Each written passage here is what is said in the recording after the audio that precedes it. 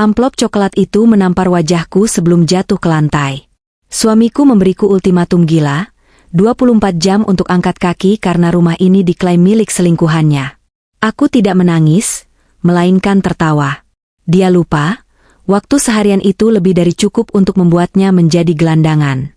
Sembari bersiap mendengarkan kisah ini, yuk, absen dulu di kolom komentar, dari kota mana saja kalian menonton. Jangan lupa dukung channel ini dengan like dan subscribe ya, supaya kami makin semangat mempersembahkan cerita yang lebih menarik lagi. Suara kertas yang menghantam lantai marmer terdengar begitu nyaring di tengah keheningan ruang tamu yang biasanya damai. Amplop coklat itu baru saja mendarat di ujung kakiku, setelah sebelumnya menyambar pipiku dengan kasar. Rasanya perih, namun rasa sakit fisik itu tidak sebanding dengan rasa geli yang tiba-tiba merayap di dadaku melihat pemandangan di hadapanku saat ini. Di sana, berdiri tegak dengan napas memburu, adalah suamiku. Pria yang selama 10 tahun ini tidur di sebelahku, pria yang kubantu meniti karir dari nol hingga menjadi direktur utama yang disegani, kini menatapku dengan tatapan penuh kebencian yang asing. Wajahnya merah padam, urat-urat di lehernya menonjol, seolah dia sedang menahan amarah yang sudah lama dia pendam. Dia tidak sendirian. Di sebelahnya, menggandeng lengannya dengan posesif, berdiri seorang wanita muda. Wajahnya cantik, aku akui itu, dengan riasan tebal yang berusaha menutupi kesan kekanak-kanakannya. Pakaiannya terlalu mencolok untuk ukuran tamu yang berkunjung ke rumah orang lain, gaun merah ketat yang memamerkan lekuk tubuhnya, seolah dia ingin menegaskan posisinya di rumah ini. Wanita itu menatapku dengan dagu terangkat, senyum sinis tersungging di bibir merahnya, seolah dia baru saja memenangkan lotre terbesar dalam hidupnya. Kau dengar itu?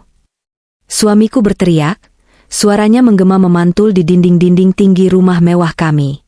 Aku sudah muak dengan sandiwara ini.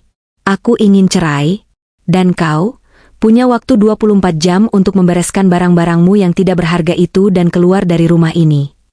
Aku masih diam, membiarkan kalimatnya meresap ke udara. Aku menunduk sedikit, memungut amplop coklat itu dengan gerakan tenang, lalu kembali menatapnya. 24 jam? Tanyaku pelan, nadaku datar tanpa emosi. Kau mengusir istrimu sendiri dalam waktu sesingkat itu. Bukan istri, potong wanita di sebelahnya dengan suara cempreng yang memekakan telinga. Mantan istri. Mas, bilang sama dia kalau rumah ini sekarang milik siapa. Suamiku tersenyum angkuh, lalu menepuk punggung tangan wanita itu. Benar. Dengar baik-baik. Rumah ini, beserta semua isinya, sekarang adalah milik kekasih baruku, Siska. Aku sudah membelinya atas namanya minggu lalu sebagai hadiah pertunangan kami. Jadi, kau hanyalah tamu tak diundang di sini mulai sekarang. Aku mengerjap pelan. Membeli rumah ini? Atas nama Siska? Aku harus menahan tawa yang nyaris meledak. Kebodohan macam apa yang sedang terjadi di otak suamiku ini? Apakah dia lupa siapa yang menandatangani setiap dokumen aset di rumah tangga ini? Atau apakah egonya yang terlalu besar sudah menutupi akal sehatnya, hingga dia berhalusinasi merasa memiliki segalanya? Kau yakin, Mas? Tanyaku lagi, kali ini dengan sedikit senyum miring. Kau yakin rumah ini milikmu untuk kau berikan pada siapa tadi namanya? Siska? Jangan sebut namaku dengan mulut kotormu. Siska membentak, lalu dia melangkah maju, melepaskan gandengan tangannya dari suamiku dan mulai berjalan mengelilingi ruang tamu. Jari-jarinya yang lentik dengan kuku palsu panjang, menyentuh vas bunga kristal impor yang kubeli dari Italia tahun lalu. Mulai besok, aku akan merombak tempat ini. Dekorasinya terlalu tua, terlalu membosankan. Persis seperti pemilik lamanya. Dia menoleh padaku dengan tatapan mengejek. Mas, nanti sofa ini kita buang saja ya. Aku mau yang kulit asli, warna putih. Tentu, sayang. Apapun yang kamu mau, jawab suamiku dengan nada yang berubah manis seketika, sangat kontras dengan nada bentakannya padaku tadi. Aku memperhatikan interaksi mereka seperti menonton sebuah pertunjukan sirkus yang menyedihkan. Suamiku, pria yang dulu datang melamar dengan motor butut dan janji setia, kini berubah menjadi monster yang silau harta. Dia lupa bahwa motor butut itu bisa berubah menjadi mobil mewah, dan rumah kontrakan petak bisa berubah menjadi istana megah ini, bukan karena gaji bulanannya semata. Dia lupa bahwa ada tangan dingin di belakang layar yang mengatur arus kas, yang berinvestasi, yang melobi klien-klien besar agar perusahaannya tetap berdiri tegak. Dia pikir dia adalah raja, padahal dia hanyalah boneka yang kudandani dengan jas mahal. Dengar, suamiku kembali menatapku tajam. Aku tidak main-main. Besok jam 7 malam, tepat 24 jam dari sekarang, aku tidak mau melihat batang hidungmu lagi di sini. Kalau kau masih ada, aku akan panggil satpam komplek untuk menyeretmu keluar seperti gelandangan. Mengerti? Aku menarik napas panjang, menikmati aroma pengharum ruangan lavender yang menenangkan, kontras dengan situasi panas ini. Aku tidak merasa sedih. Anehnya, aku tidak merasakan sakit hati yang mendalam seperti yang digambarkan di novel-novel romansa ketika seorang istri dikhianati. Mungkin karena rasa hormatku padanya sudah habis jauh sebelum hari ini. Mungkin karena aku sudah mencium bau bangkai perselingkuhan ini sejak berbulan-bulan lalu, dan aku hanya menunggu waktu yang tepat untuk melihat seberapa jauh dia berani bertindak. Dan hari ini, dia telah melampaui batas yang bisa kutoleransi. Baik, jawabku singkat. Jawaban itu membuat mereka berdua terdiam sejenak. Mungkin mereka mengharapkan aku menangis, memohon, bersujud di kaki suamiku, atau menjambak rambut Siska.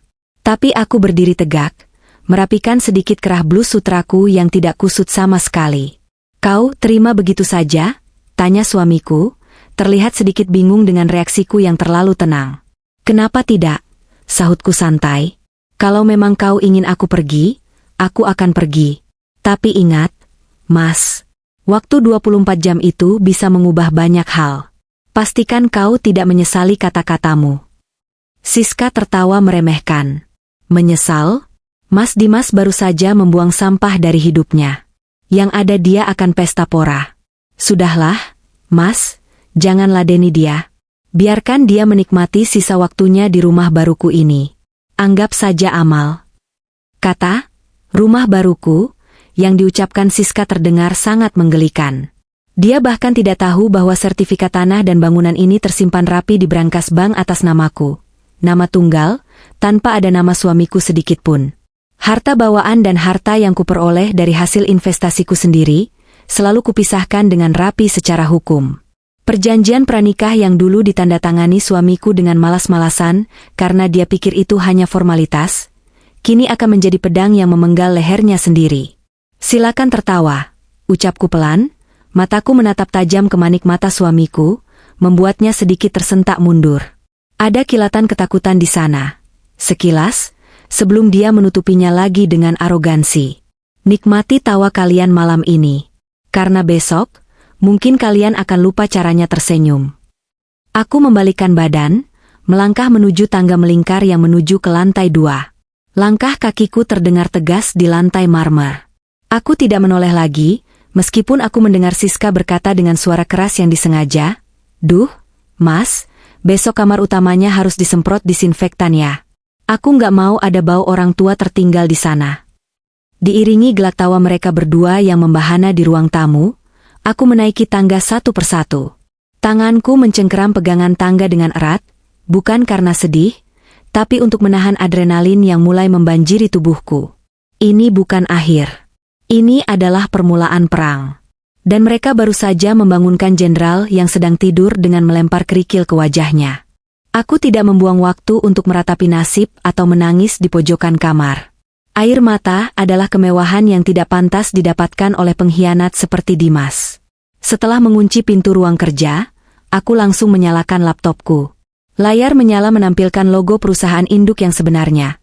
Sebuah perusahaan investasi yang namanya tidak pernah didengar oleh Dimas karena dia terlalu sibuk dengan jabatan, direktur utama, di anak perusahaan yang sebenarnya juga milikku.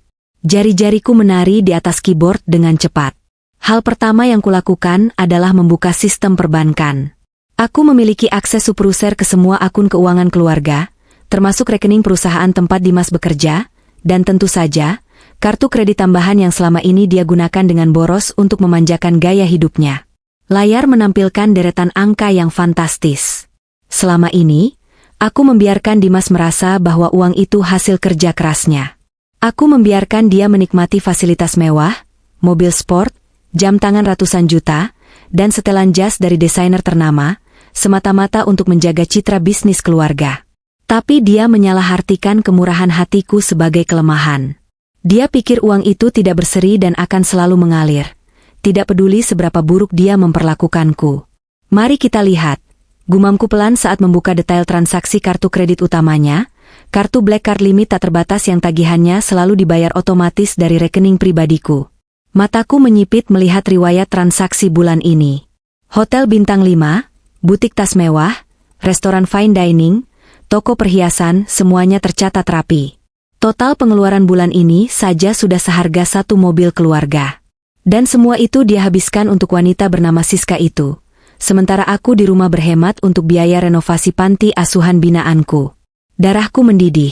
Bukan karena cemburu, tapi karena merasa bodoh telah membiarkan parasit ini menggerogoti hartaku begitu lama. Tanpa ragu, aku mengklik menu pengaturan kartu. Dengan satu klik tombol, blokir permanen, kartu itu kini hanyalah sepotong plastik hitam yang tidak berguna.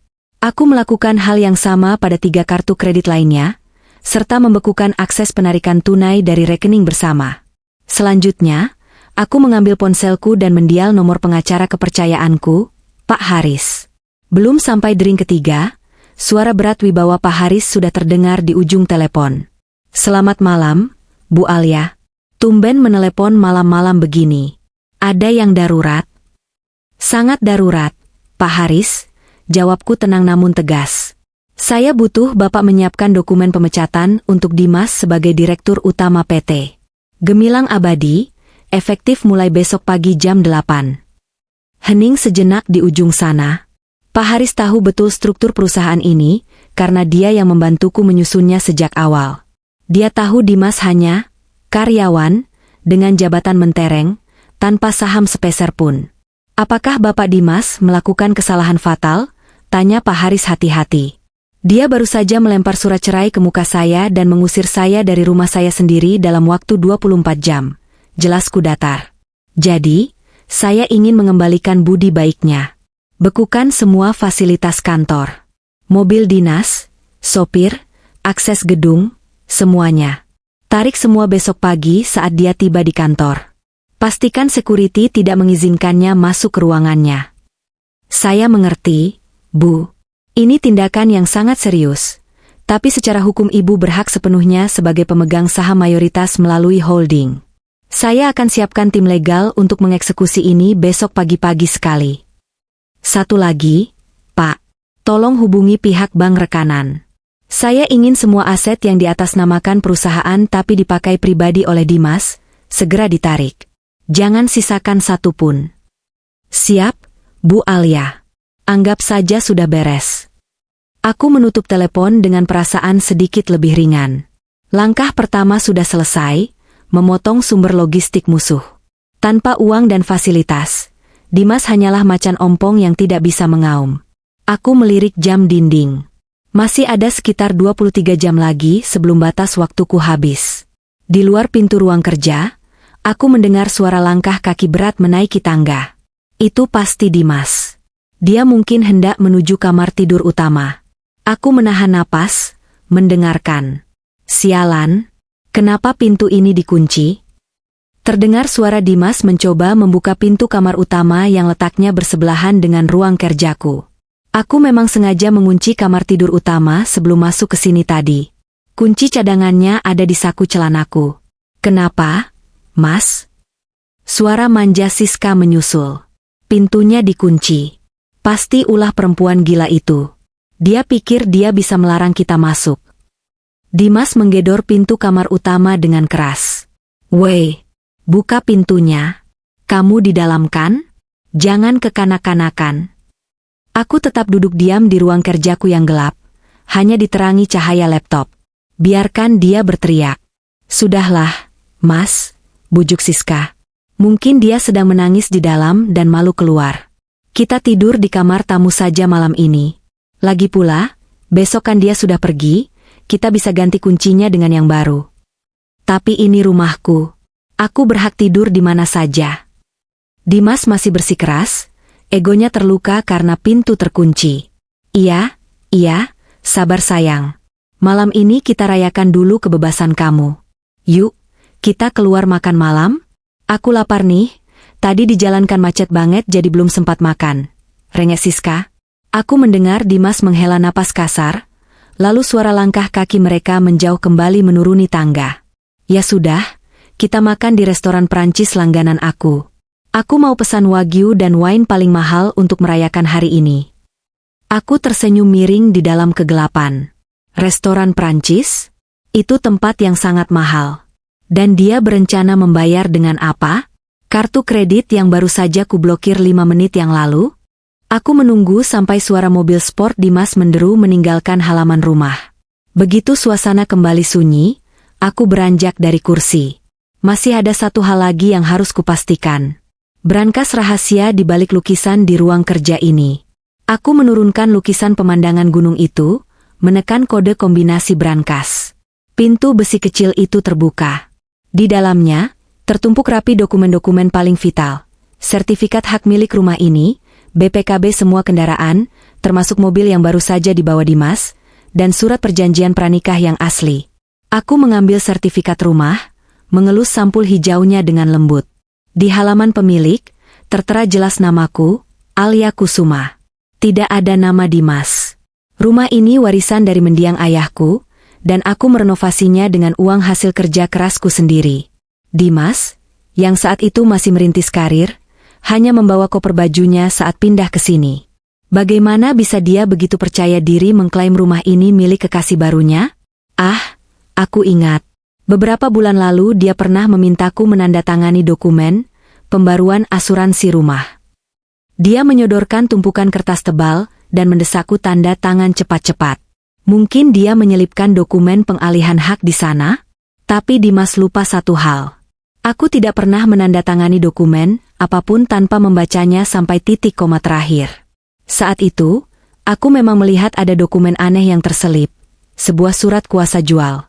Aku tidak menandatanganinya, melainkan menukarnya dengan kertas kosong saat dia lengah mengambil minum, lalu berpura-pura sudah menandatangani semuanya. Dia begitu bodoh dan ceroboh, langsung membawa tumpukan kertas itu tanpa memeriksa ulang. Jadi, selama ini dia dan Siska hidup dalam delusi bahwa mereka sudah memegang legalitas rumah ini. Aku tertawa kecil. Betapa menyedihkannya. Mereka merayakan kemenangan semu di atas pondasi yang keropos. Perutku berbunyi. Aku sadar aku belum makan malam. Aku keluar dari ruang kerja, turun ke dapur. Rumah terasa sangat besar dan sepi tanpa kehadiran asisten rumah tangga yang sudah kupulangkan lebih awal tadi sore, karena tidak ingin mereka melihat pertengkaran kami. Aku membuka kulkas, mengambil bahan-bahan sederhana untuk membuat pasta. Sambil memasak, aku membayangkan apa yang sedang terjadi di restoran Prancis itu. Mungkin saat ini mereka sedang memesan menu termahal, tertawa-tawa sambil membicarakan betapa malangnya nasibku.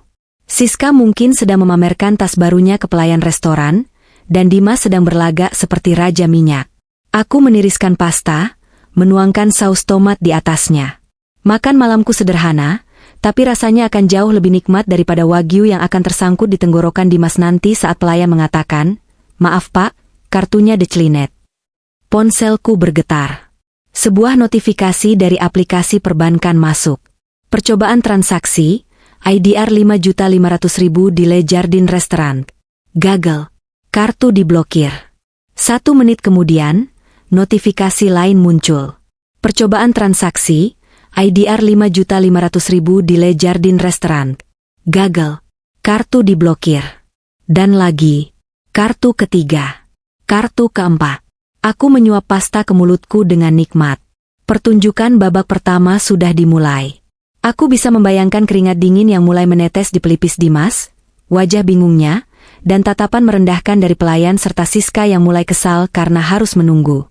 Selamat menikmati makan malam terakhir kalian, bisikku pada kesunyian rumah. Besok, penderitaan yang sesungguhnya baru akan dimulai. Aku menghabiskan makananku dengan tenang, lalu mencuci piringnya hingga bersih. Tidak ada yang boleh tahu bahwa nyonya rumah sedang bersiap untuk perang. Malam ini aku akan tidur nyenyak, mengumpulkan tenaga. Karena besok, aku harus terlihat segar bugar saat menendang sampah keluar dari istanaku. Suasana di restoran Le Jardin malam itu begitu romantis. Lampu kristal menggantung elegan di langit-langit, membiaskan cahaya keemasan yang hangat. Alunan musik jazz lembut mengalun, menyempurnakan suasana bagi pasangan-pasangan yang sedang dimabuk asmara. Di salah satu meja sudut yang paling strategis, Dimas dan Siska duduk berhadapan. Di atas meja mereka, tersaji sisa-sisa kemewahan, piring escargot yang sudah kosong, gelas wine bordeaux tahun lama yang tinggal setengah, dan piring utama Wagyu A5 yang baru saja mereka tandaskan. Dimas mengelap bibirnya dengan serbet kain putih bersih, lalu bersandar puas di kursinya. Dia merasa seperti raja dunia. Istri yang membosankan sudah dia beri pelajaran, dan sekarang dia memiliki wanita muda yang cantik dan bergairah di hadapannya. Enak banget ya, Mas, makanannya, puji Siska sambil memainkan kakinya di bawah meja, menyentuh betis Dimas dengan ujung sepatu hak tingginya. Tempatnya juga berkelas. Jauh beda sama masakan catering Alia yang hambar itu. Dimas tertawa renyah. Ah, jangan sebut nama dia di sini. Merusak selera makan saja. Mulai sekarang, kamu bisa makan di tempat seperti ini setiap hari kalau kamu mau. Aku yang bayar. Siska bertepuk tangan kecil kegirangan, matanya berbinar menatap Dimas seolah dia adalah dewa penolong. Kamu memang yang terbaik, Mas. Oh ya, besok setelah Alia pergi, aku mau kita panggil desainer interior ya. Aku mau walk-in closet yang lebih besar. Baju-baju Alia yang kuno itu sumbangkan saja ke panti asuhan atau bakar sekalian. Apapun untuk ratuku, jawab Dimas dengan nada gombal yang membuat Siska tersipu.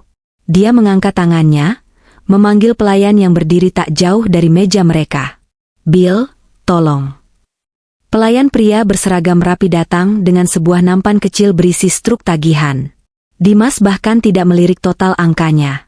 Dia langsung mengeluarkan dompet kulit mahalnya, mengambil kartu black card andalannya, dan meletakkannya di atas nampan dengan gaya angkuh. Terima kasih, Pak. Mohon ditunggu sebentar, ucap pelayan itu sopan sebelum membawa kartu itu ke mesin edisi di kasir. Dimas kembali menggenggam tangan Siska di atas meja. Besok akan jadi hari yang panjang. Kita harus pastikan Alia benar-benar pergi tepat waktu. Aku nggak sabar melihat wajahnya saat diseret satpam. Siska terkikik jahat. Aku mau rekam besok. Biar viral di TikTok. Judulnya, Istri Tua Diusir Suami Sultan. Mereka berdua tertawa bersama, tenggelam dalam fantasi kemenangan mereka. Namun, tawa itu terhenti ketika pelayan tadi kembali ke meja mereka. Wajahnya terlihat sedikit canggung, tidak secerah tadi. Dia menyerahkan kembali kartu black card itu kepada Dimas. Maaf, Pak. Kartunya declinet, ucap pelayan itu pelan, berusaha menjaga sopan santun agar tidak didengar meja sebelah. Dahi Dimas berkerut. Apa? Declinet? Tidak mungkin. Limit kartu itu tak terbatas. Coba lagi. Sudah kami coba 3 kali, Pak. Muncul keterangan, do not honor, atau diblokir dari bank penerbit, jelas pelayan itu sabar. Wajah Dimas mulai memerah. Dia merasa dipermalukan di depan Siska. Pasti mesin kalian yang rusak. Atau koneksi internet kalian jelek. Ini kartu prioritas. Mas, nggak mungkin ditolak. Suaranya mulai meninggi, membuat beberapa tamu di meja sebelah menoleh. Maaf Pak, tapi transaksi meja lain lancar-lancar saja. Jawab pelayan itu, mulai kehilangan senyum ramahnya. Dengan gerakan kasar, Dimas membuka dompetnya lagi. Dia mengeluarkan kartu kredit platinum dari bank lain. Pakai yang ini, jangan bikin malu saya. Pelayan itu mengangguk kaku, mengambil kartu kedua dan kembali ke kasir. Siska menatap Dimas dengan tatapan bertanya. Kenapa? Mas? Kok bisa declinet? Kamu nggak lupa bayar tagihan kan? Nggak mungkin, sayang. Semua tagihan itu autodebit dari rekening Alia maksudku rekening operasional. Dimas meralat cepat, hampir keceplosan bahwa selama ini Alia yang mengatur semua keuangannya. Pasti sistem banknya lagi down. Biasalah, bank lokal suka begitu.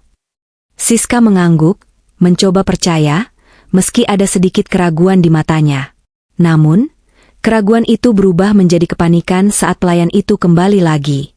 Kali ini wajahnya datar, tanpa senyum sama sekali. Maaf Pak, kartu ini juga ditolak. Keterangannya sama, kartu diblokir. Jantung Dimas berdegup kencang. Keringat dingin mulai merembes di balik kemeja mahalnya. Ini tidak masuk akal. 2 kartu dari bank berbeda, diblokir bersamaan. Dia mengeluarkan 2 kartu lagi, semua kartu yang dia punya, dan menyuruh pelayan mencobanya. Hasilnya nihil. Semua kartu mati. Gimana sih, Mas? Bisik Siska tajam, nada manjanya hilang seketika. Masa nggak ada satupun yang bisa dipakai? Malu-maluin banget dilihat orang. Sebentar, Dimas panik. Dia merogoh saku celananya, mengambil ponsel. Aku transfer saja. Mana nomor rekening restorannya? Pelayan memberikan nomor rekening. Dimas membuka aplikasi mobile banking dengan tangan gemetar. Saat dia mencoba login, muncul pop-up merah di layar, akses dibekukan. Hubungi cabang terdekat. Dunia Dimas serasa runtuh. Dia menatap layar ponselnya dengan horor. Rekening pribadinya juga dibekukan? Bagaimana bisa? Mas? Kenapa diam aja? Cepetan bayar, orang-orang pada ngeliatin kita tuh. Desis Siska sambil menyikut lengan Dimas. Dimas menelan ludah yang terasa pahit. SIS, aplikasi bankku juga error. Kayaknya ada gangguan massal di perbankan malam ini. Terus gimana bayarnya? Mata Siska melotot. Totalnya 5,5 juta loh, Mas. Aku nggak bawa uang segitu. Pelayan itu kini berdiri dengan tangan bersedekap, menatap mereka curiga. Maaf Pak, Bu, kalau tidak bisa membayar, kami terpaksa memanggil manajer dan keamanan. Jangan. Dimas mengangkat tangan, panik setengah mati. Dia tidak mau berakhir di kantor polisi malam ini. Dia menatap Siska dengan tatapan memohon. Sayang kamu ada saldo di ATM nggak? Talangin dulu ya. Besok pagi-pagi banget aku ganti 2 kali lipat. Janji. Siska ternganga tak percaya. Apa? Aku yang bayar? Mas, ini makan malam kamu yang ajak. Katanya kamu sultan. Darurat, sayang. Darurat. Please, malu nih, bisik Dimas mendesak. Dengan wajah bersungut-sungut dan bibir manyun, Siska membuka tas Hermes KW-nya. Dia mengeluarkan kartu debit tabungannya dengan gerakan kasar. Awas ya kalau nggak diganti besok. Itu uang tabungan aku buat beli skincare. Siska menyerahkan kartunya ke pelayan dengan kasar. Nih, cepetan. Setelah transaksi berhasil, mereka keluar dari restoran itu dengan langkah terburu-buru. Tidak ada lagi gandengan tangan mesra. Siska berjalan duluan dengan hentakan kaki marah, sementara Dimas mengekor di belakang seperti anjing yang habis dipukul. Di dalam mobil, suasana hening dan mencekam. Dimas mencoba mencairkan suasana. Maaf ya, sayang. Sumpah, ini aneh banget. Besok aku labrak orang banknya. Siska hanya menatap keluar jendela, membuang muka. Udah deh, Mas. Jalan aja. Mood aku hancur. Dimas menyetir dalam diam, otaknya berputar keras. Siapa yang melakukan ini? Alia? Tidak mungkin. Alia hanyalah ibu rumah tangga biasa yang tidak tahu apa-apa soal teknologi perbankan canggih. Dia cuma tahu masak dan mengurus tanaman. Pasti ini kesalahan sistem bank. Ya, pasti begitu. Besok pagi semuanya akan kembali normal. Dia tidak tahu bahwa di rumah yang dia tuju, sang ibu rumah tangga biasa, itu sedang tertidur pulas dengan senyum kemenangan, sementara badai yang sesungguhnya baru saja dimulai. Matahari pagi menyinari gedung perkantoran pencakar langit di pusat kota Jakarta. Gedung kaca biru itu terlihat megah, simbol kekuasaan dan uang. Tepat pukul 8, mobil sedan mewah Dimas memasuki area drop-off lobi utama. Dia menyetir sendiri hari ini karena sopir pribadinya tidak bisa dihubungi sejak pagi. Dimas keluar dari mobil dengan setelan jas Armani terbaiknya, berusaha menutupi kekacauan semalam. Dia harus terlihat berwibawa. Di dalam mobil, Siska duduk di kursi penumpang, sibuk memoles lipstik. Dia ikut ke kantor karena takut ditinggal di rumah berduaan dengan Alia. Kamu tunggu di sini sebentar ya, atau mau nunggu di kafe lobi? Tanya Dimas sambil merapikan dasinya di kaca spion. Aku ikut naik aja ke ruangan kamu. Mau ngadem. Di lobi banyak orang, males dilihatin. Jawab Siska ketus. Kejadian semalam masih membuatnya kesal. Mereka berdua berjalan menuju pintu putar lobi. Satpam yang biasanya hormat dan membukakan pintu, kali ini berdiri tegak menghalangi jalan mereka. "Selamat pagi, Pak Dimas," sapa satpam itu, tapi nada suaranya dingin dan kaku, tidak ada keramahan seperti biasa. "Pagi. Minggir, saya mau masuk," perintah Dimas, mencoba menerobos. Namun, tangan kekar satpam itu menahan dadanya. "Maaf, Pak. Bapak dilarang masuk ke area gedung." Dimas terbelalak. "Apa? Kamu gila ya? Saya direktur utama perusahaan ini. Minggir atau saya pecat kamu sekarang juga." Keributan itu menarik perhatian karyawan lain yang sedang lalu lalang masuk kantor. Mereka mulai berbisik-bisik, beberapa bahkan mengeluarkan ponsel untuk merekam diam-diam. "Maaf, Pak. Ini instruksi langsung dari holding company," jawab satpam itu tegas. Sebelum Dimas sempat memaki lagi, seorang pria parubaya dengan setelan jas rapi keluar dari dalam gedung.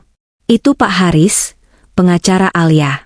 Di belakangnya, berdiri 2 orang staf HRD dan seorang petugas leasing yang membawa berkas. "Selamat pagi, Saudara Dimas," sapa Pak Haris dengan senyum tipis yang mematikan. "Pak Haris? Apa-apaan ini? Kenapa saya dilarang masuk kantor saya sendiri?" bentak Dimas. Dia kenal Pak Haris sebagai pengacara keluarga Alia, tapi dia tidak pernah menganggap orang tua ini ancaman. Pak Haris menyerahkan sebuah amplop putih panjang. "Ini surat pemberhentian Anda sebagai Direktur Utama PT Gemilang Abadi, efektif per hari ini pukul 8 waktu Indonesia Barat." Keputusan ini diambil dalam rapat umum pemegang saham luar biasa yang diadakan secara sirkuler tadi malam oleh pemegang saham mayoritas, Ibu Alia Kusuma. "Apa?" Dimas menyambar amplop itu, merobeknya kasar. Matanya membelalak membaca isinya. Di situ tertulis jelas, diberhentikan dengan tidak hormat atas dasar penyalahgunaan wewenang dan fasilitas perusahaan. Ini palsu. Alia tidak punya saham di sini. Ini perusahaan saya. Saya yang bangun dari nol, teriak Dimas histeris. Wajahnya memucat, tangannya gemetar memegang kertas itu. "Anda salah besar," potong Pak Haris tenang. "Anda hanya karyawan profesional yang digaji. Pemilik saham 90% adalah PT Kusuma Investama, yang 100% sahamnya dimiliki oleh Ibu Alia. Anda tidak punya 1% pun saham di sini, Pak Dimas. Anda lupa membaca akta pendirian perusahaan 10 tahun lalu?" Dunia Dimas berputar. Dia ingat 10 tahun lalu, Alia yang menyodorkan semua dokumen pendirian perusahaan. Dia hanya tanda tangan, dan tanda tangan karena terlalu bersemangat punya jabatan, direktur. Dia tidak pernah peduli detail kepemilikan. Dia pikir karena dia suami, otomatis itu miliknya. Dan satu lagi, lanjut Pak Haris, menunjuk mobil sedan mewah di belakang Dimas. "Mobil itu adalah aset perusahaan. Karena Anda sudah bukan karyawan lagi, fasilitas ditarik sekarang juga." Petugas leasing maju ke depan. "Maaf Pak, kuncinya?" "Enggak, ini mobil gue." Dimas mencoba mempertahankan kunci mobil di tangannya. Siska yang melihat kejadian itu dari samping mobil mulai panik. Dia turun dari mobil dengan wajah bingung. "Mas, ada apa ini? Kok ribut-ribut?" tanya Siska. "Mbak, tolong minggir dari kendaraan operasional kantor," kata petugas leasing tegas. "Ambil kuncinya," perintah Pak Haris pada satpam. 2 satpam memegangi lengan Dimas, sementara petugas leasing dengan sigap merampas kunci mobil dari tangan Dimas yang lemas. Dimas meronta, berteriak-teriak seperti orang gila. Alia, keluar kau. Jangan sembunyi di balik pengacara tua ini." Teriakannya menggema di lobi, menjadi tontonan gratis ratusan karyawan yang sedang antre lift. Reputasinya sebagai bos yang col dan berwibawa hancur lebur dalam hitungan detik. Pak Haris melangkah maju, mendekatkan wajahnya ke telinga Dimas. Ibu Alia sedang di rumah, menikmati teh paginya. Dia menitipkan pesan, "Waktu tinggal 12 jam lagi. Jangan terlambat berkemas." Setelah itu, Pak Haris memberi isyarat. Satpam melepaskan pegangan mereka. Dimas terhuyung, hampir jatuh. Mobil mewahnya dinyalakan oleh petugas leasing dan dibawa pergi menjauh, meninggalkan asap tipis. Dimas berdiri mematung di trotoar panas, dasinya miring, rambutnya acak-acakan.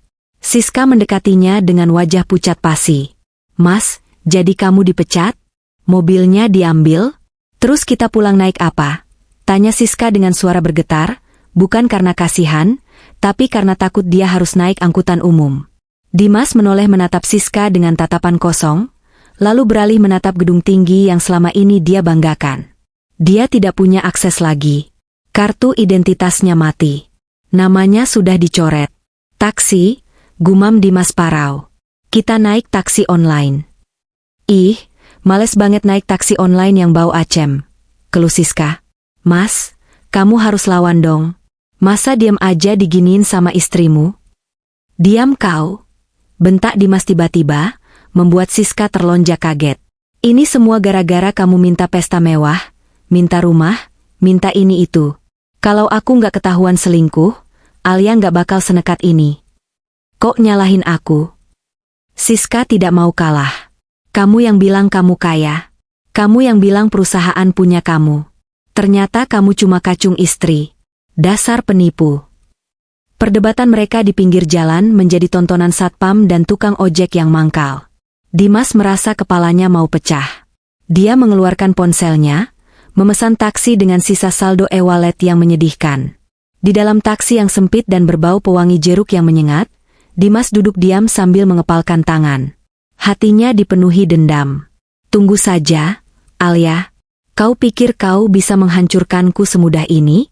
Aku masih punya rumah itu. Siska masih punya sertifikat. Tunggu, sertifikat itu ada di brankas rumah. Selama aku menguasai rumah itu, aku masih punya harapan." Dimas tidak sadar bahwa harapan terakhirnya itu pun hanyalah ilusi yang siap dihancurkan Alia beberapa jam lagi. Jam di dashboard taksi menunjukkan pukul 10 pagi. Waktu terus berjalan mundur menuju kehancuran total. Jarum jam di dinding ruang tengah menunjuk angka 1 siang. Matahari bersinar terik, seolah ikut memanaskan drama yang sedang terjadi di rumah ini.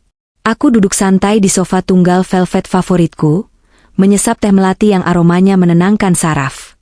Di meja kecil di sampingku, ponselku tergeletak dalam posisi siaga. Kamera videonya sudah kuaktifkan meski layarnya kugelapkan sedikit agar tidak mencolok. Suara mesin mobil yang menderu kasar terdengar dari halaman depan, diikuti bunyi rem yang berdecit. Itu bukan suara mesin halus mobil sedan mewah yang biasa dibawa Dimas, melainkan suara mobil MPV tua, taksi online murah yang knalpotnya mungkin sudah bocor. Aku tersenyum tipis. Sang raja dan ratu palsu telah pulang ke istana, tapi kali ini mereka datang bukan dengan kereta kencana, melainkan gerobak besi. Pintu depan terbuka kasar. Siska masuk lebih dulu, wajahnya ditekuk masam, kipas tangan di tangannya dikibaskan dengan heboh seolah udara Jakarta hari ini beracun baginya. Di belakangnya, Dimas mengekor dengan wajah yang sulit didefinisikan, campuran antara amarah, kelelahan, dan ketakutan yang berusaha ia sembunyikan.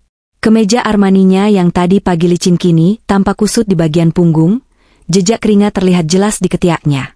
"Panas banget sih. Mas, nyalain AC-nya yang paling dingin dong. Masa rumah mewah hawanya kayak oven?" teriak Siska tanpa menyapaku. Dia melempar tasnya ke sofa, tepat di sebelah kakiku. Dimas buru-buru mencari remote AC, tingkahnya persis seperti pesuruh.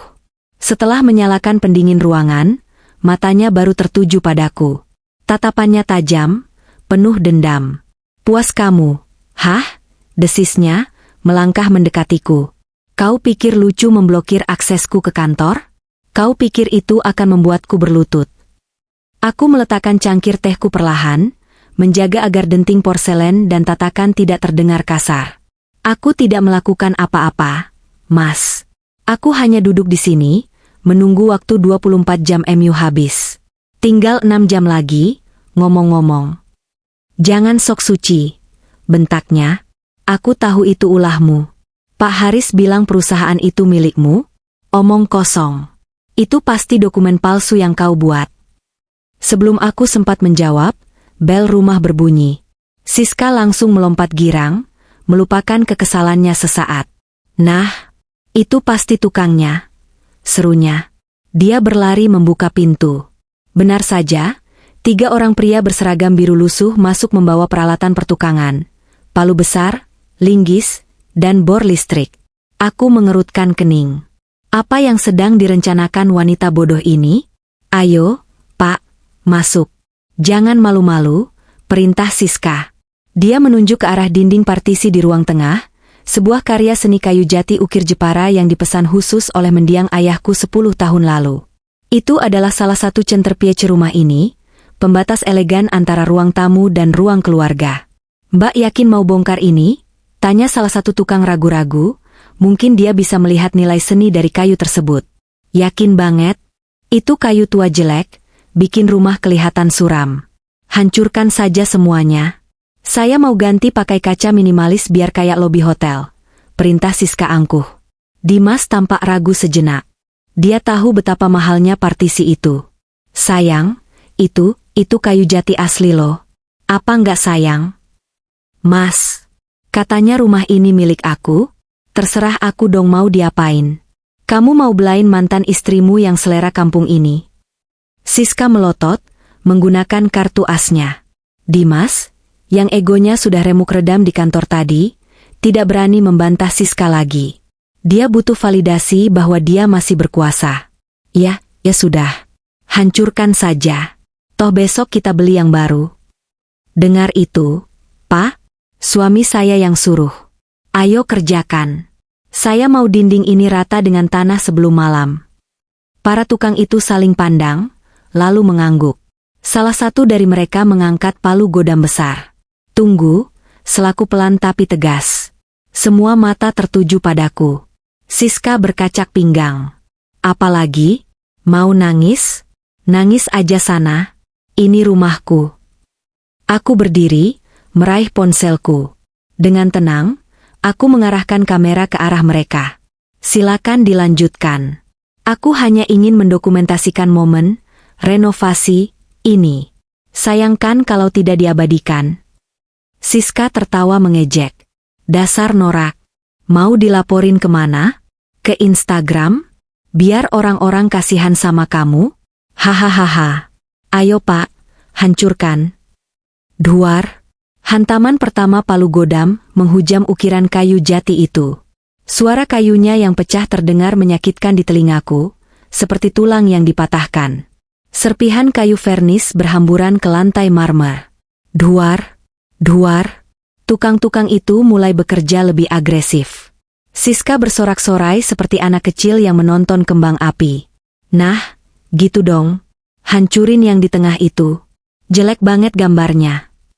Aku merekam semuanya. Wajah Siska yang memberi perintah, wajah Dimas yang membiarkan, dan aksi para tukang yang merusak properti. Dalam hukum, ini bukan lagi sengketa rumah tangga. Ini adalah perusakan properti orang lain secara sengaja. Rumah ini masih atas namaku, sertifikatnya sah, dan mereka tidak punya hak sepeser pun untuk mencabut satu paku pun dari dinding ini. Hatiku memang terasa perih melihat warisan ayahku dihancurkan. Ukiran burung merak yang indah itu kini terbelah dua, kepalanya hancur di lantai. Tapi aku menahan diri. Nilai kerugian material ini akan menjadi senjata pamungkas di pengadilan nanti. Semakin banyak mereka merusak, semakin dalam lubang kubur yang mereka gali. Wah, Mas, lihat tuh. Ruangannya jadi lega banget kan? Siska bergelayut manja di lengan Dimas. Dimas mengangguk kaku. Matanya sesekali melirikku yang masih tenang merekam. Mungkin nalurinya sebagai pebisnis mulai merasakan ada yang salah. Kenapa aku tidak histeris? Kenapa aku membiarkan aset mahal dihancurkan begitu saja? Tapi rasa gengsinya menepis semua logika itu. Bagus, kata Dimas Parau. Biar tidak ada lagi jejak dia di sini. Sekitar 1 jam berlalu. Partisi indah itu kini hanya tinggal onggokan kayu bakar di tengah ruangan. Debu berterbangan di mana-mana, mengotori sofa dan karpet Persia. Oke, Pak. Cukup dulu buat hari ini. Besok lanjut pasang kacanya, kata Siska puas. Kepala tukang itu mengelap keringat. Siap, Bu. Biayanya jadi 2 juta ya, Bu. Termasuk ongkos angkut puingnya nanti. Siska menoleh ke Dimas. Mas, bayarin dong. Hening. Dimas merogoh sakunya, lalu ingat dompetnya kosong melompong. Kartu kreditnya mati. Rekeningnya beku. Dia menelan ludah. Wajahnya memucat lagi. "Mas?" desak Siska. Pak, bisa transfer nggak?"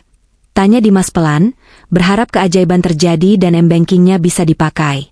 "Wah, maaf Pak. Kami butuh tunai buat beli bensin sama makan anak buah," jawab tukang itu. Dimas menatap Siska dengan tatapan memohon. "Yang tunai kamu masih ada?" Siska melongo. "Loh? Tadi kan udah kepakai bayar taksi sama makan siang di warteg. Kamu gimana sih? Masa 2 juta aja nggak ada?" "Ya kan dompetku ketinggalan di kantor pas diusir tadi." Dimas berbohong, padahal dompet itu ada di saku celananya. Para tukang mulai saling sikut, wajah mereka berubah garang. "Jangan main-main ya, Pak, Bu. Kami sudah capek kerja. Kalau nggak dibayar, kami nggak mau angkut puingnya. Dan kami bakal tungguin di sini sampai dibayar." Suasana menjadi canggung dan tegang.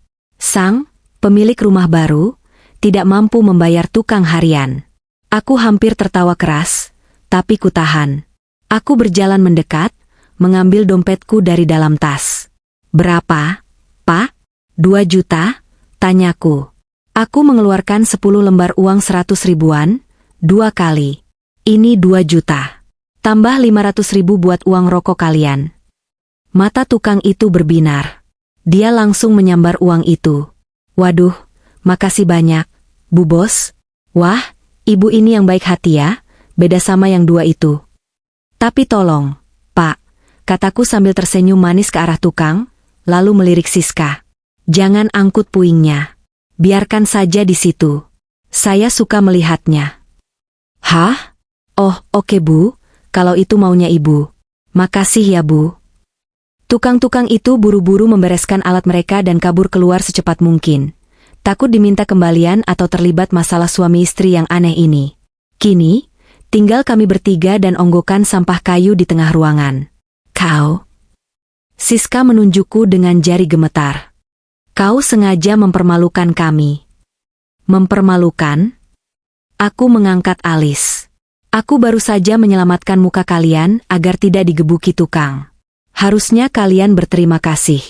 Oh, ngomong-ngomong, biaya perbaikan partisi itu sekitar 50 juta. Ditambah biaya tukang tadi, utang kalian padaku sudah bertambah jadi 52.500.000. Aku catat ya." Siska menjerit frustrasi, menghentakkan kakinya, lalu berlari naik ke lantai atas. Dimas berdiri mematung di antara puing-puing, menatapku dengan kebencian yang membara. Namun di balik matanya, aku melihat ketakutan itu semakin membesar. Dia mulai sadar, dia sedang berhadapan dengan tembok baja, bukan istri penurut yang dia kenal dulu. Matahari mulai tergelincir ke barat, melemparkan bayangan oranye panjang yang masuk melalui jendela-jendela besar rumah kami. Langit Jakarta yang biasanya kelabu kini tampak merah membara, seolah alam semesta sedang bersiap untuk pertumpahan darah, atau setidaknya, pertumpahan air mata. Waktu menunjukkan pukul 18. 1 jam lagi. Batas waktu 24 jam yang ditentukan Dimas akan segera berakhir. Rumah terasa mencekam. Siska sudah turun kembali setelah berganti pakaian. Dia kini mengenakan gaun malam yang cukup mewah, sepertinya dia masih bersikeras ingin merayakan kemenangan nanti malam, meski kenyataan sudah menampar mereka berkali-kali hari ini. Dia duduk di sofa, memencet-mencet ponselnya dengan wajah gusar. Mungkin sedang mengeluh pada teman-teman sosialitanya, atau mungkin sedang mencoba mencari pinjaman online untuk modal hidup besok. Dimas mondar-mandir di ruang tengah, gelisah. Puing-puing kayu jati yang berserakan masih belum dibersihkan, menjadi saksi bisu kekacauan mental mereka. Setiap kali Dimas menatapku, rahangnya mengeras. Aku masih duduk di tempatku yang sama, tenang seperti patung, dengan laptop terbuka di pangkuanku, seolah sedang bekerja biasa. Berhenti menatapku seperti itu. Geram Dimas akhirnya, suaranya pecah memecah keheningan. "Kau pikir kau sudah menang karena berhasil memblokir uangku?" Aku tidak menoleh dari layar laptop. "Aku tidak merasa sedang bertanding, Mas. Kau yang memulai permainan ini. Aku hanya wasit yang meniup peluit. Persetan dengan filosofimu." Dimas menyambar vas bunga kecil di meja dan melemparnya ke dinding. Prang! Pecahan keramik berhamburan. Siska terlonjak kaget. Mas, jangan ngerusak barang lagi dong. Nanti kita nggak punya apa-apa, protes Siska. Diam kau, bentak Dimas pada Siska. Dia lalu berjalan cepat ke arahku, mencondongkan tubuhnya hingga wajahnya hanya berjarak beberapa senti dari wajahku. Bau keringat dan keputusasaan menguar darinya. Dengar, Alia. Kau boleh ambil kantorku. Kau boleh ambil mobilku. Tapi rumah ini kuncinya ada di tanganku. Aku sudah pegang sertifikatnya. Aku ingat Siska menyimpannya di laci. Aku menutup laptopku perlahan. Akhirnya dia membahas intinya. Oh ya? Tanyaku santai. Coba cek lagi. Apa kau benar-benar memegang sertifikat yang asli? Atau hanya fotokopi berwarna yang kuberikan pada Siska saat dia diam-diam menggeledah lemariku bulan lalu? Wajah Siska memucat. Apa? Fotokopi? Kalian pikir aku bodoh? Aku berdiri, menyejajarkan tinggiku dengan Dimas meski aku harus sedikit mendongak. Aku tahu Siska sering datang ke sini saat aku pergi arisan. Aku tahu dia mengaduk-aduk laci kerjaku. Jadi, aku siapkan hadiah di sana. Sertifikat palsu agar kalian merasa aman. Bohong, teriak Siska.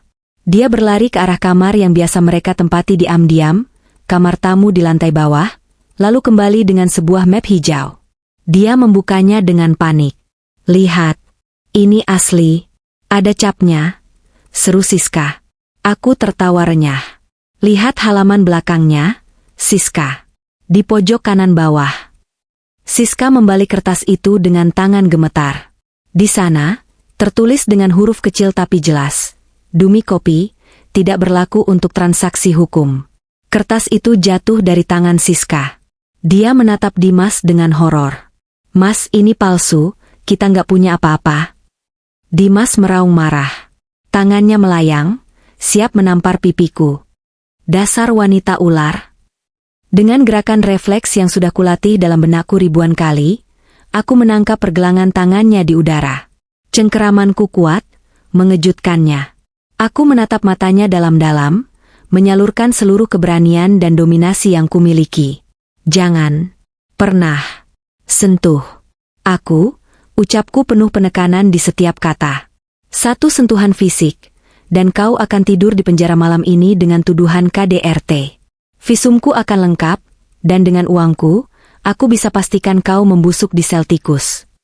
Dimas terdiam, napasnya tersengal. Dia melihat api di mataku yang belum pernah dia lihat sebelumnya.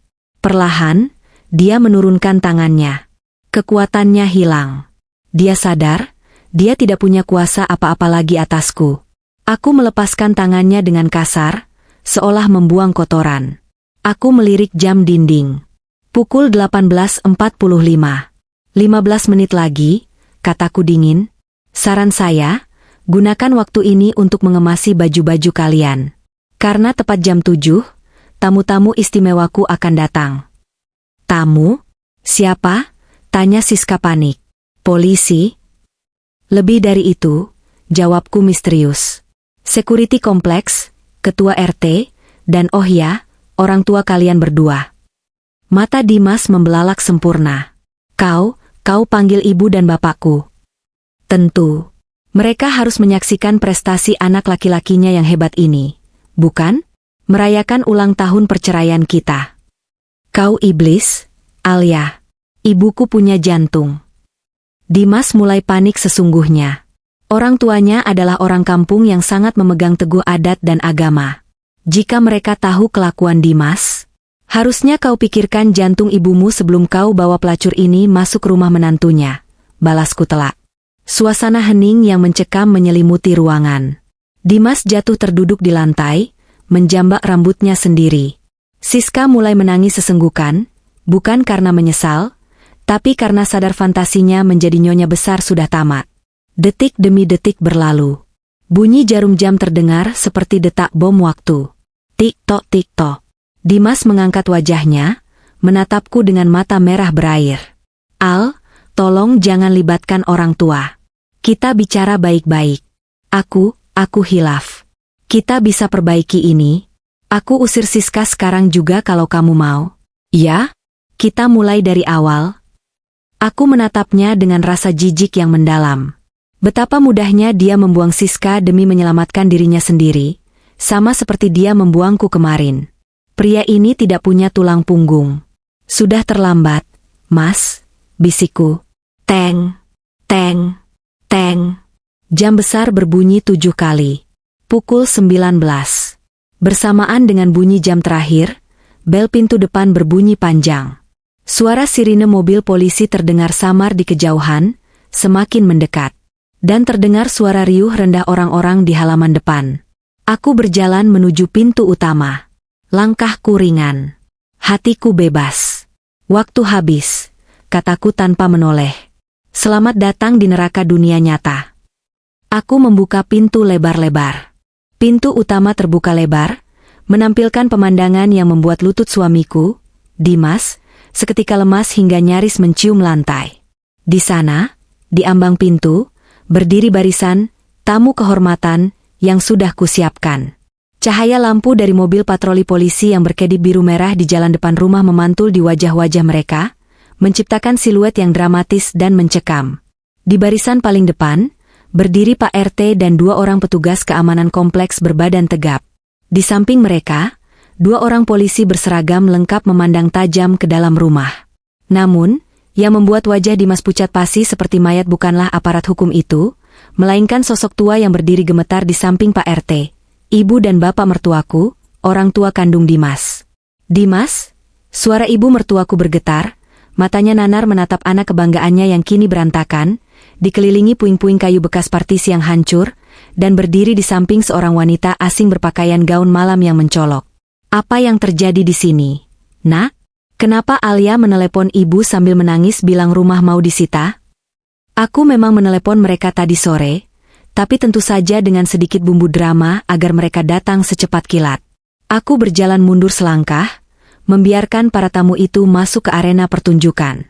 Silakan masuk, Pak, Bu, ujarku dengan nada sopan yang kontras dengan ketegangan di ruangan itu. Tepat waktu sekali. Dimas tergagap, mencoba maju mendekati ibunya. Bu, ibu ngapain di sini? Ini salah paham. Alia bohong, Bu. Bohong apanya? Potongku tajam. Aku mengambil sertifikat asli dari atas meja konsol di dekat pintu, tempat aku meletakkannya tadi. Aku mengangkat dokumen itu tinggi-tinggi. Pak Polisi, Pak RT, dan Ibu Bapak sekalian.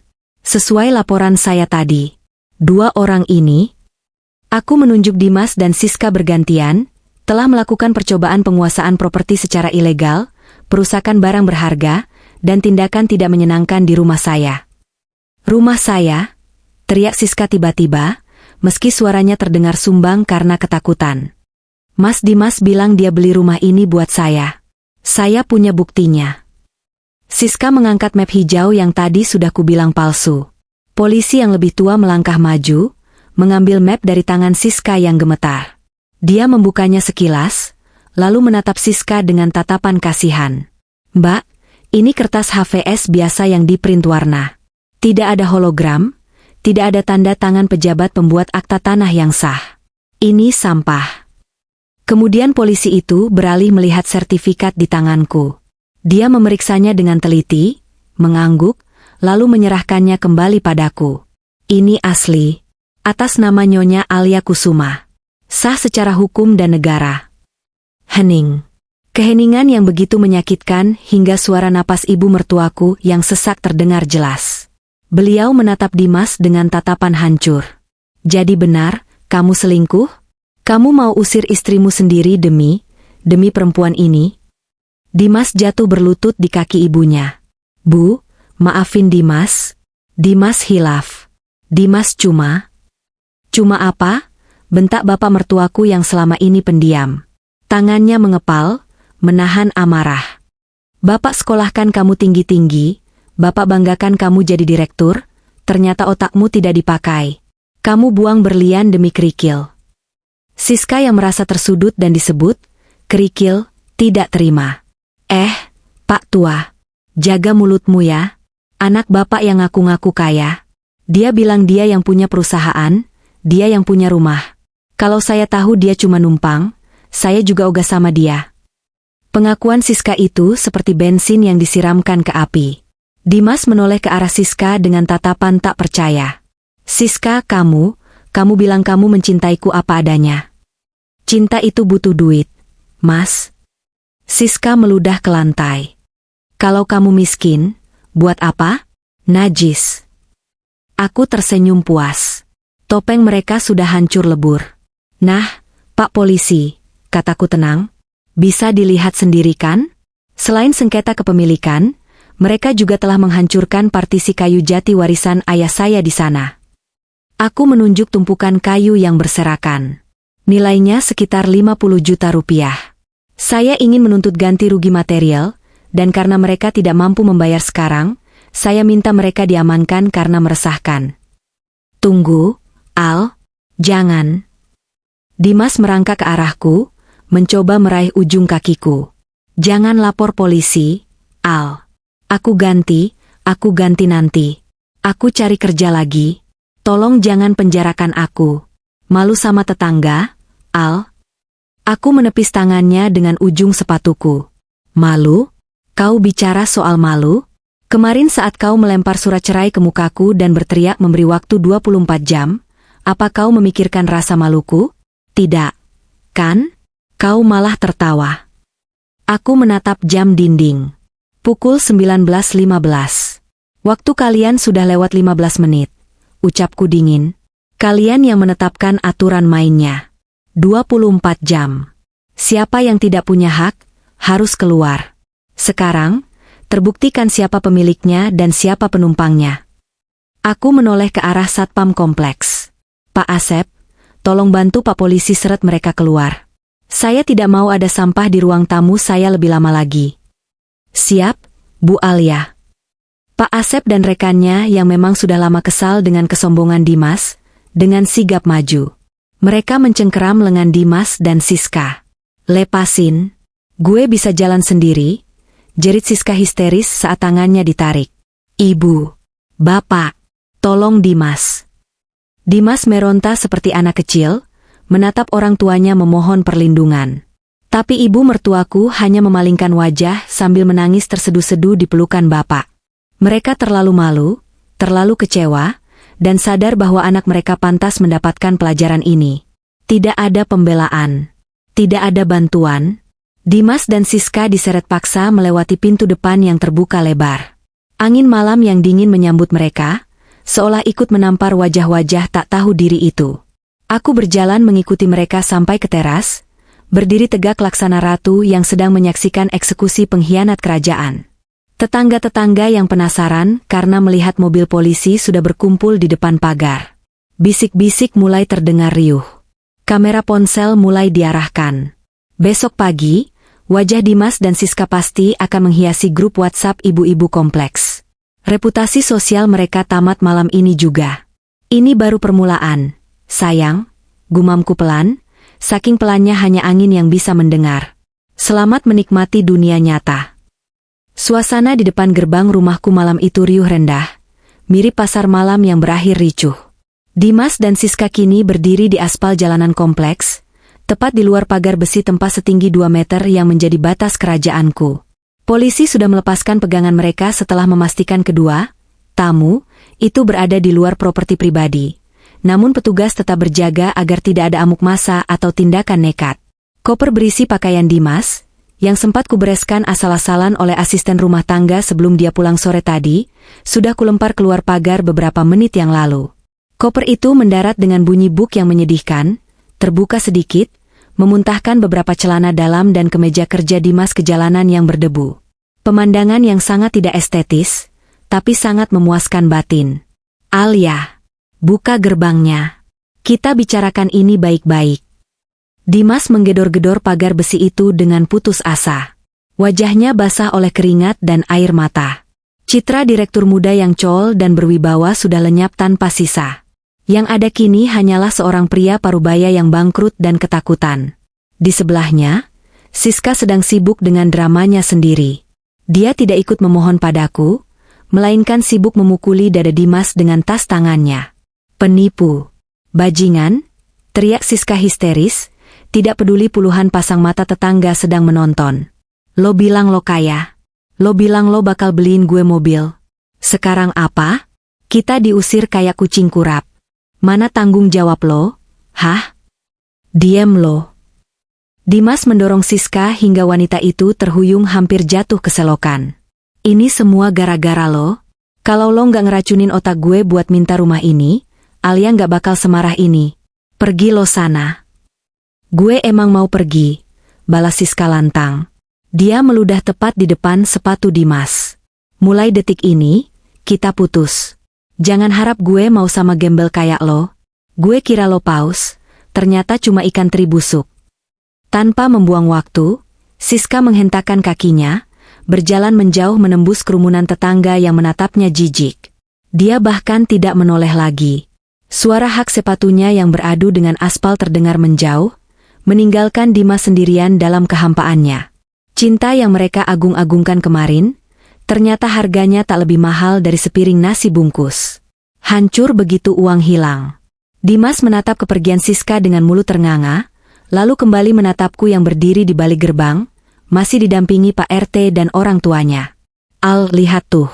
Dia udah pergi, kata Dimas dengan suara serak, mencoba tersenyum canggung. Gangguannya udah hilang. Al, aku sadar sekarang. Cuma kamu istriku yang paling baik. Cuma kamu yang tulus. Maafin aku ya. Izinkan aku masuk. Aku capek banget. Al, mau mandi, mau makan masakan kamu. Aku menatapnya datar. Betapa luar biasanya ego laki-laki ini. Setelah semua caci maki, pengusiran, dan penghinaan, dia pikir dia bisa menekan tombol reset hanya karena selingkuhannya kabur? Pak Asep, panggilku pada satpam yang berdiri di samping pos jaga. Siap, Bu Alia. Tolong pastikan gembok gerbang ini terkunci rapat. Dan sampaikan ke regu jaga yang lain, mulai malam ini, wajah pria ini. Aku menunjuk Dimas, masuk daftar hitam. Kalau dia terlihat berkeliaran di radius 50 meter dari rumah ini, langsung lapor polisi atas tuduhan pengiutitan. Siap laksanakan, Bu? Jawab Pak Asep tegas, lalu dengan sengaja mendentingkan kunci gembok besar di depan wajah Dimas sebelum menguncinya. Alia, tegak kamu, Al, aku suamimu, teriak Dimas, tangannya berusaha meraih sela-sela pagar. Aku tidur di mana malam ini? Dompetku kosong. Al, Ibu, Bu, tolong Dimas, Bu, suruh Alia buka pintunya. Ibu mertuaku, yang sedari tadi hanya menangis dalam diam, akhirnya mengangkat wajahnya. Matanya sembab, tapi ada kilatan ketegasan baru di sana. Dia berjalan mendekati pagar, menatap anak lelakinya dari balik jeruji besi. Pulanglah ke kampung, Dimas, kata ibu dengan suara parau. Jual jam tangan atau jas mahalmu itu buat ongkos bis. Jangan kembali ke Jakarta sebelum kamu belajar jadi manusia yang tahu diri. Ibu malu. Ibu gagal mendidik kamu. Setelah mengucapkan itu, ibu menarik lengan bapak untuk pergi. Mereka menolak tawaran sopirku untuk mengantar. Mereka memilih berjalan kaki keluar kompleks, membawa rasa malu yang ditimpakan anak mereka sendiri. Punggung mereka terlihat begitu rapuh, dan untuk pertama kalinya, aku merasa sedikit iba. Tapi rasa iba itu tidak cukup untuk membuatku membuka gerbang. Ibu, Bapak, jangan tinggalin Dimas. Raungan Dimas semakin menyedihkan. Aku menarik napas panjang, menghirup udara malam yang tiba-tiba terasa sangat segar. Beban 10 tahun yang kupikul, beban menjaga citra suami yang tak tahu diuntung, beban menahan perasaan saat dikhianati, seketika terangkat dari pundakku.